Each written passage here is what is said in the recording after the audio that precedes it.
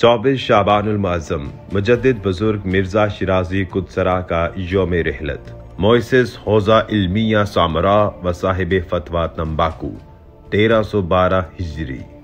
मुजद्दिद बुजुर्ग आयतुल्लाह अल-उज़्मा मिर्जा मोहम्मद हसन हुसैनी शिराजी की जिंदगी का एक हिस्सा।